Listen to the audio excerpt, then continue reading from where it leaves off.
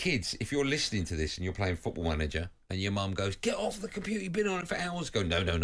I'm going to stay on it for even longer, because our next guest sort of went from playing Football Manager to managing.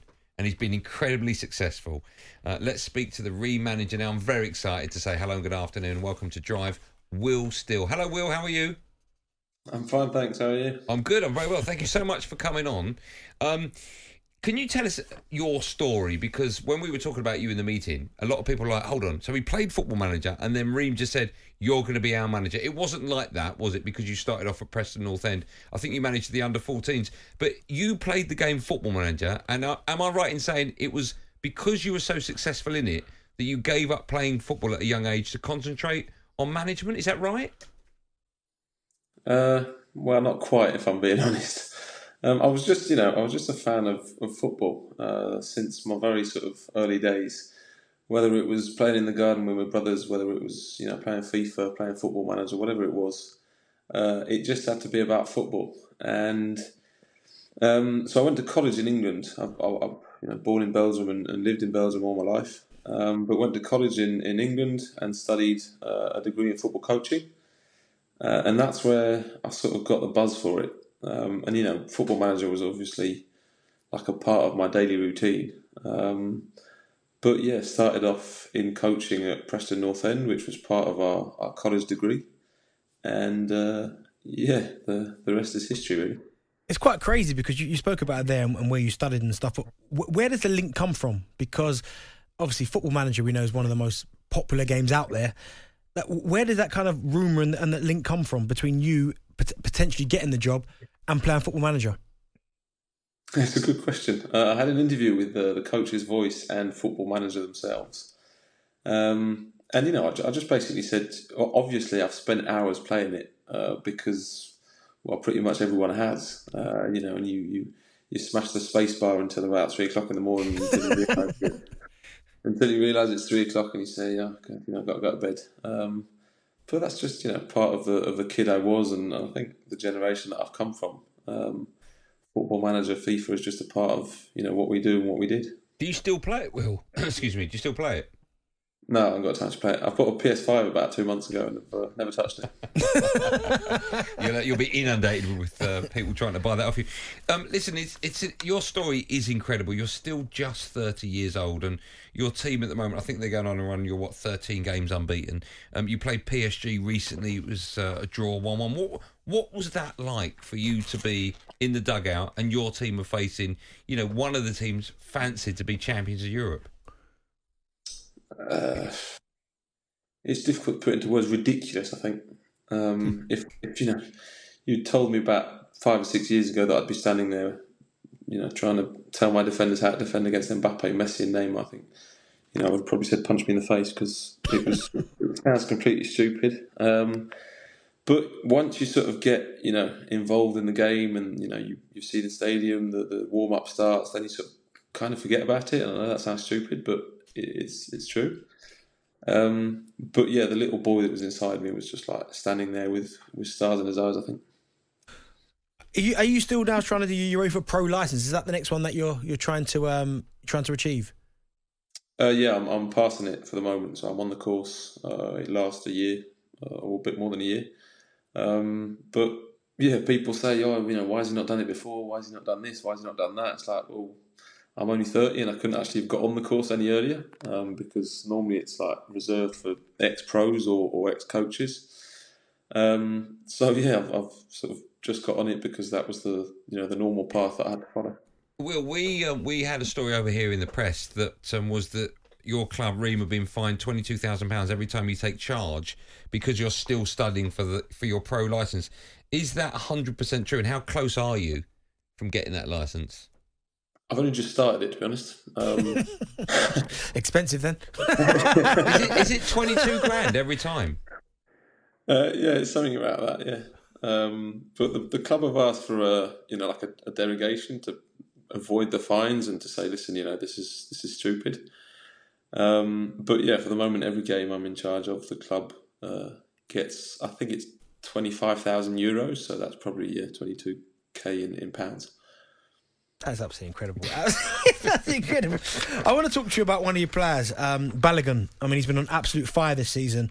What have you made of him so far? He's brilliant. He's absolutely brilliant. And I'm not just talking about the player. I'm talking about the human being behind it all as well. Because he's totally adapted to the environment in which he's come into. And I think a lot of English players or coaches struggle to go abroad.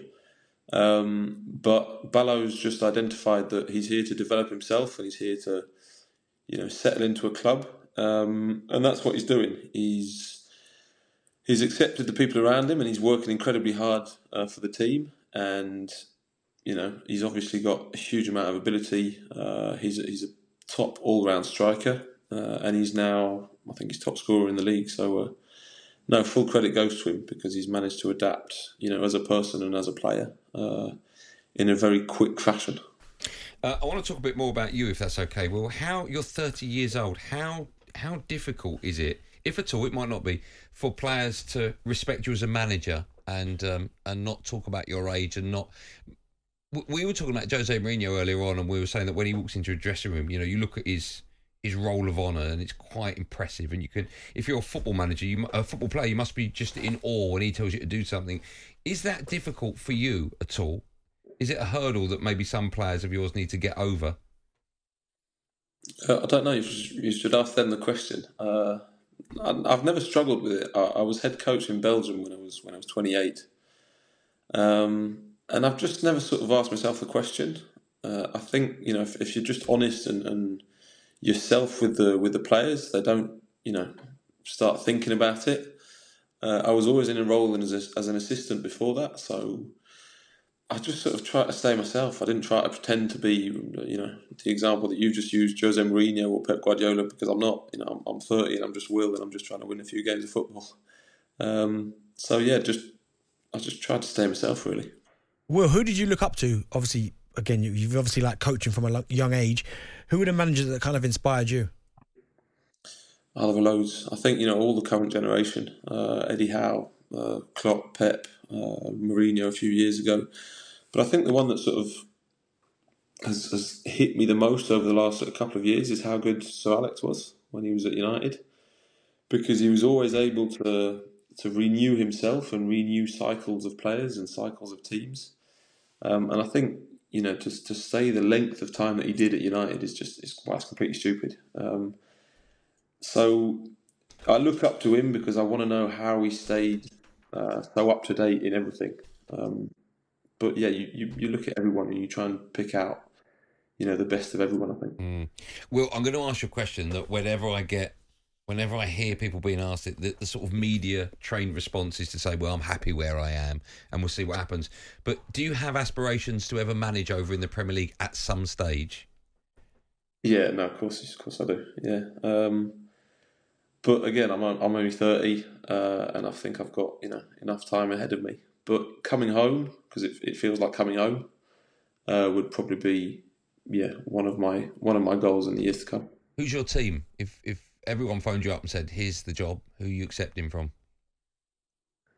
Well, if I say it, I'm scared other teams aren't going to ring me up. But no, West Ham. West Ham. I've always been a big West Ham fan. All right. Oh, you'll be close to getting that now. Don't worry about that. I was so going to say, if they phone you up in 2 weeks' time, what are you going to say? Well, listen, I've got to ask you, because listen, I'm a big football manager player myself, but I'm a manager that always needs a budget. So if I start the game, I need at least 150 million per transfer window to make it work. By the way, that's his show fee as well. Yeah. So when you was playing and being successful, who are your favourite teams to start with? And I guess who did you go to? Often either West Ham a few years back when they'd got the biggest budget in the Championship, or Fulham, same thing, because they'd always got a massive budget in the Championship. So I'm sort of leaning towards your side of you need a bit of money to be able to do something. But it was, I don't know, I just enjoyed getting out of the Championship and back into the Prem. What was we're going to do a little piece on the back of you coming on the show. We're going to ask people to phone in and tell us their great stories from playing Football Manager. What was your greatest achievement whilst playing the game? It was getting the Champions League final and losing it, sadly, with West Ham. But you just get lost in the game, really, because you play it for so long and then get to the year 2033 and you sort of think, how the hell am I doing 2033? and then give up and start again. So yeah, but reaching a few Champions League finals with a rubbish team, if we're being honest, is something. You know what's funny as well, because I mean, I've spent hours upon hours playing Football Manager. It's one of them where you sign the players that you want to sign at the start, and then you keep, as you said, progressing through the seasons. And then when you dip back into the transfer market after, I don't know, 5-6 years, you're still looking for the same players that were brilliant back then. Yeah, no, exactly. And they've all retired. Yeah. Yeah, no, I know the feeling. Listen, before we let you go, thank you again for coming on. I know we've driven you mad, but I really appreciate your time. Just going back to where you are now with Reem, what are the aspirations for this season? You're currently 11th in the league. Is it European football? I suppose it must be, right? Well, to be honest, when I took over back at the start of October, I think we were 17th or 18th in the league. So the first message from the board was, we'll get us out of trouble and let's avoid relegation, because it's the first season that there are 4 teams going down in Ligue 1. So I think the main focus is still to sort of stay as far ahead of that relegation zone as possible. Mm-hmm. But we're obviously now on a run where, you know, things are working out pretty well and we're doing all right. So I don't think we've set a goal or set an objective. It's just, you know, let's push and do as well as we can and try and look up instead of down. We're still in the cup, which we play next week. So let's just have a go is the main message. West Ham have just texted me saying, how long's your contract? How long have you got left? I think I've got another year option on this one. Oh, wow. Okay, so they might come calling. Just last question before I let you go. I call it Reem. Some people in the office say it's pronounced How do you honestly, they are. How do you pronounce it correctly? It's Stade de Reims. I'm sorry, what? You sound like you started with the word sub. Say it again. So Stade is the first bit of it. Yeah. And then Reims is the city that it's in. So Stade de Reims. Stade de Reims. Yeah, perfect. Okay. Does anyone call it Reem, or we've just made that up from watching Towie too much? No, the English call it Reem. Okay, well, we're going to call it Reem purely because... No, we're not. We're calling it Stade de Reims. Yeah, how do you, just explain to Will how you say Mudryk? Mudryk. Well, listen, again, thank you so much. What an absolute joy it's been speaking to you. I was going to say good luck, but if you're 30 years old and you're managing a team in Ligue 1 and you've just drawn with PSG 1-1, I think you've already got all the luck in the world. You seem to be getting on like a house on fire. So thank you again for your time. Maybe we'll see you in the Premier League at some stage. Have you got any Football Manager tips for me? Just, yeah. You know what I mean? What would be the big tip, the one tip? Oh, that's a good question. Sorry, hold on. We've asked all these great questions about Jose and managing anything. That's the one that gets a response from you with good question. No, try and win without a budget, because that's the biggest challenge. It's really difficult. I've tried it and I'm not very good at it. Don't let your MD hear you say that, all right? Next time you go into that room, he's like, well, I heard you on talkSPORT saying you don't want a budget. Will, thank you so much for coming on. Cheers, a real Will. pleasure, and good luck for the rest of the season. Thanks, pal. Yeah, thank you. There you go, the wonderful Will Still, the manager of Stade de Reims. Beautifully said, or Reem, if Joey Essex is listening.